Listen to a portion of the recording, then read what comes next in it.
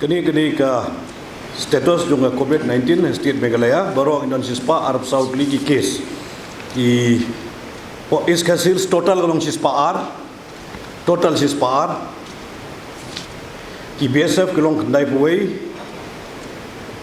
po kini ki Senrang Jamil but iway de kentai na BSF na Air Force kini baru kini Jamil nanta others kilong kendai san kilong ki male but saw kilong ki female lai male kilong napo Shillong Civil Hospital but saw female kilong napo Civil Hospital Shillong iwe idon napo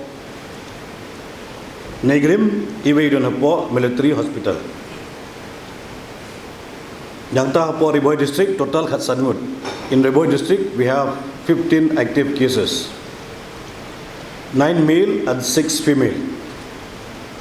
East Gentia Hills 1 male, West Garwa Hills totals are 6, 5 are male, 1 is female.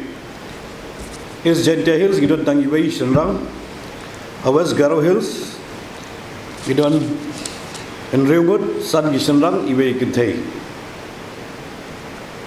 Te kiba la recovered adu menta kilong sausan ngut kiba ngidang pha daga benta banle ye test baga already sent for testing. The sample already sent for testing till 10 July 2020. There are 22,944 and those person tested negative till today are 22,520. Itu bagi pak baru banle iki tes adu mentagasi kilong arpuar ajar endai spa sausau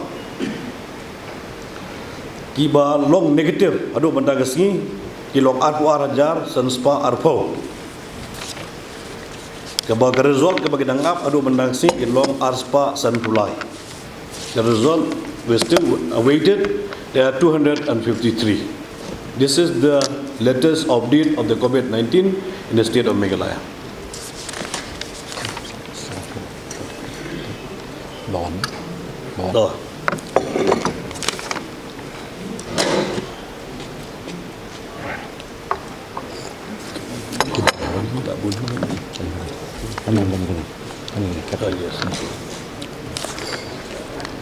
Kini total numbers of people coming from outside Meghalaya, coming from outside this Meghalaya state, there are 21,184.